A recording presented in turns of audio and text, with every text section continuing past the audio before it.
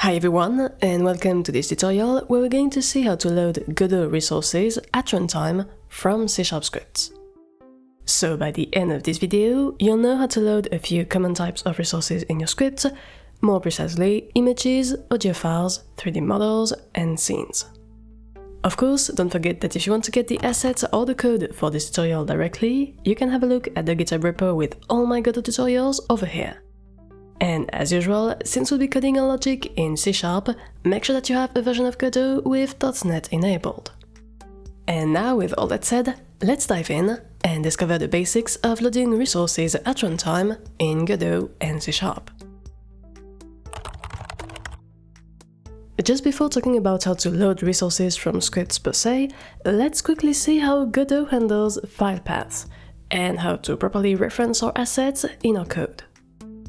The first important thing to keep in mind is that Godot uses a Unix-style path separator, and that's true even on Windows, meaning that no matter what your operating system is, when you're coding logic in Godot, you should use forward slashes to go through a path. And also, there are two notable folder prefixes that you should use to store or retrieve game data, the res and user root folders. The res prefix allows you to easily access the root directory of your game project, meaning the directory that contains your project.godot file, even if it's empty. So that's the prefix that you need to put at the beginning of your asset path to load resources relative to your project file hierarchy. The user prefix points to a specific directory on the user's device, which depends on the platform that your user is running the game on. This folder is typically where you should store your persistent data, like the player's saves and settings. By default, this directory is inside the Godot editor data folder, cause this way the whole Godot data is completely self-contained and doesn't leak outside of the Godot editor. But if you change the configuration in your project settings, the user data directory can also be put in the usual data path for all applications next to the Godot editor data path. Just for reference, here are a few examples of user data path for the different desktop platforms. Okay, now that we're clear on what those prefixes are and how we should write our resource paths in Godot, let's get to it and see how to load images using C# code in a Godot project. Alright, so for this tutorial, we're going to assume that we have a very basic showcase scene, like this one, with a UI control panel that lets us switch between a few images, a few sounds, and a few 3D models. For now, of course, we'll focus on the images, but don't forget that you can get this whole demo scene, along with the control panel manager script, from the GitHub repo as a starter template if you want to build up the logic gradually along with me. Our goal in this tutorial will just be to fill in the resource loadutils.cs static script with the logic for loading various types of resources in a context-independent way, based on the resource display node and the path of the resource to load that we give it.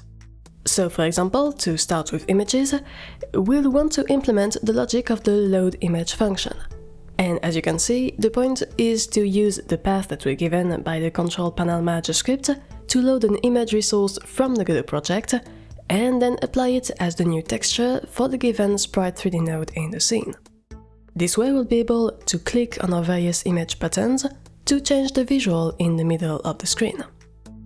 Now, the path that is provided by the control panel is auto-composed from a root path that starts with the res prefix and points to the assets directory for this tutorial, and then a unique file reference that is different for each button. For example, for the first button, that corresponds to the Godot icon, stored here in the assets folder, our callback uses eng/icon.svg. Also note that here, to set up these callbacks with the right data, I've used two tricks. First, to actually be able to pass in a path in my callback functions, I've made sure to toggle on the advanced mode inside the signal callback wizard. This allows us to add some additional input parameters and thus provide extra data to the signal callback function, like our string path here. Second, to know what exactly is the path of my image resource, I simply went to the inspector of my UI button, and where I picked my icon, I clicked on the sub-resource to check out the exact path of the asset in the project. Again, the beginning of the path is already defined as a root path in the demo manager that is common to all of my resources, so here I only need to keep the end of the path, the part with eng/icon.svg. Now honestly, loading up images is really one of the easiest things in Godot. We simply need to use the global built-in called load that is inside the GD object in C# and pass in the type of resource that we want to load and the path of the asset. If we take a look at the texture field inside our Sprite 3D display node, we see that it expects a texture 2D. So all we have to do is pass in texture 2D as the type here, and Godot will auto-decompress and convert the image to the right format upon loading. By the way, this would also work for a 2D sprite, because both Sprite 2D and Sprite 3D nodes use a texture 2D resource for the texture field. So all this means that at this point, if we come back to a scene and run it, we can click on the buttons in the UI, and the sprite in the middle automatically gets updated to show this image. Though, of course, the Sprite 3D's size adapts to the initial texture image. But still, overall, we see that our logic applies no matter which resolution and which type, so which extension our image is using. Okay, that's cool. And now that we know how to load images, let's move on to audio files. Again here, the point will be to use our UI control panel to load and play one of the two OGG audio files that I've imported before, so either the arcade mode or the battle mode voiceover line. And again, this is quite easy to do. All we have to do is use the gd.load built-in and pass it our path. This time we want to output an audio stream variable, and more precisely an OGG stream, which Godot calls an audio stream OGG vorbis. Then we just need to assign it as the stream property for audio stream player node and call the play method of our audio source to actually play the sound on click. And that's it. If we come back to our game and click the two buttons, you can hear that we indeed get the sounds as expected. Battle mode. Plus, because the stream gets replaced, clicking on the button before the voice has finished talking will immediately interrupt it and switch over to the other sound clip. By the way, note that Godot's audio utilities are really cool, and in particular, like in many game engines, there are quite a few tricks to doing specialized audio, or having special sound effects, or even per zone SFX. So if you're curious about this, as usual, feel free to drop a comment down below, and I might do a tutorial on that topic in the future. But anyway, on that note, let's keep going and talk about loading 3D models. So far we've talked about images and sounds, and we've seen that the load built-in method is a quick and adaptable way of retrieving a wide variety of resources from your project at runtime. So, guess what? It actually works almost as directly for 3D models too. The only little tweak is that rather than retrieving the 3D model root node in one go, we need to first get this model file as a reference packed scene variable, and then instantiate it in the scene to actually create our 3D node. Now, you'll notice that as we discussed before in this episode of the series, the 3D model may have some offset relative to the origin that is embedded in the file itself, and that comes from the position the object had in the 3D creation software at the time of export. So if we really wanted our 3D model to be centered on the pedestal, we'd need to wrap it in some additional Godot scene to counteract the offset or edit the original model itself. But anyway, here, we've once again managed to successfully load our resource, and so we've gotten our 3D model with just a few lines of C# code. So now, to wrap up this tutorial, let's have a look at how to load up scenes at runtime in various modes. A few weeks ago, I did a tutorial on how to make a basic game loop in Godot 4 and C#, and in this episode, I quickly talked about how to load scenes at runtime via code to transition from one chunk of the game to another. But you might remember that at the time, I said that this was just a crude way of doing it, and there were other methods for loading scenes. So today, I want to dive a bit deeper in this topic and explore some extra concepts. So last time, we saw how to load scenes thanks to the scene tree API, which we can do using a string path or using a direct reference to a packed scene. This replaces the entire hierarchy, so at the end of the frame you've called the function on, it completely changes the current node tree with the new one. However, another very common thing in game projects is to rely on what we call a multi-scene workflow. Basically, the idea is that rather than putting everything together in a huge bundle of assets, props, scripts, lights, cameras and all, you rather separate your scenes in smaller chunks according to some specific organization. And then you put everything back together when need be to get back the entire scene. For example, a usual technique is to keep all the UI on one side, all the base environment objects on another, and then all the characters and the main elements as a third part. And then you reassemble all of those in the final complete scene at runtime. Now, using a multi-scene workflow like this has several advantages.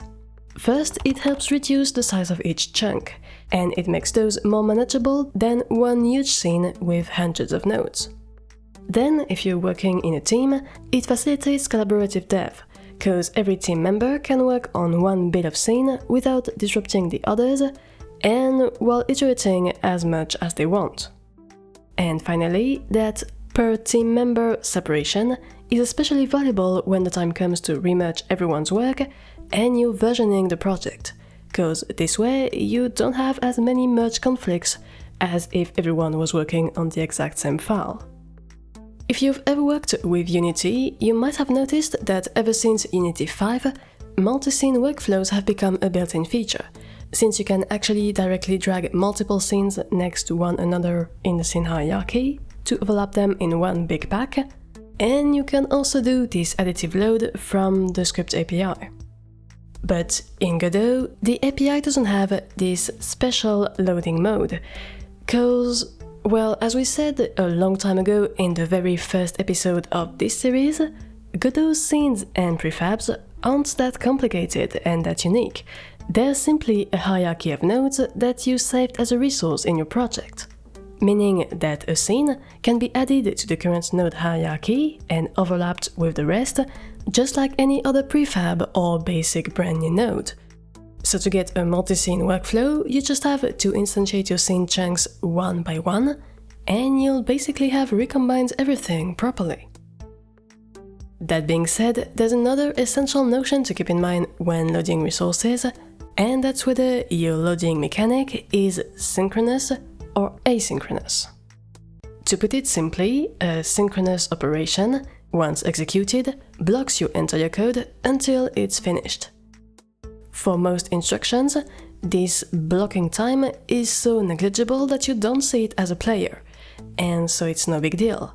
In particular, given that synchronous operations are very easy to keep track of, since they happen one after the other, it's always more handy for developers to use those when possible. However, if your operation takes a while to complete, then blocking the game might not be very wise. Cause, yeah, when we say block the game, we're talking about everything. So that's the background logic, the animations, the sounds, the render screen update. Basically, it's just like your entire computer froze, which is never really reassuring for the players. That's why when you think your operation could be a bit long, you might want to make it asynchronous. This time, the idea is to start the operation parallel to your main game thread, and this way, your main logic can basically forget this alternate process until it's done running. To load up a prefab or a scene in Godot asynchronously, the trick is to use the resource loader API, and more precisely, the load threaded request and load threaded get functions. So just to understand how it works, let's have a look at the example from Godot's official docs that shows us how to load an enemy prefab scene asynchronously inside a pre-existing node tree. So first, we initiate the request, for example in the ready function. And again, this won't block anything, so it's just asking for something to happen, and then it lets it run its course. Then, when we click on some button later on in the scene, we use the result of our async operation to actually retrieve and instantiate the scene.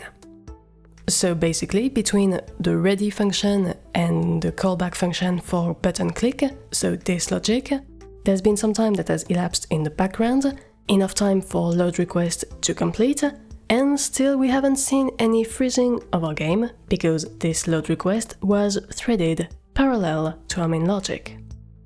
Though note that this idea of just hoping that everything is loaded properly once you're clicking on a button is a bit simplistic, and there are better ways of ensuring that everything has been loaded properly when you want. Typically, if you want a full on-the-fly async scene loader, you might prefer to check out some of the assets from Godot's asset lib, like Novemberdev's asynchronous scene loader package, or Immersive RPG's Godot Async Loader plugin. And on that note, we've now covered the most basic types of resources in Godot that you might need to load at runtime using code, and we've seen the power of the load built-in and some of its asynchronous equivalents to access and retrieve assets efficiently. So here you go! You now know how to easily retrieve images, audio, scenes or 3D resources from your Godot project files using a very condensed and generic C# script. If you enjoyed the video, feel free to like it and subscribe to the channel to not miss the next ones. And of course, don't hesitate to drop a comment with ideas of Godot tricks that you'd like to learn. As always, thanks a lot for watching, and take care!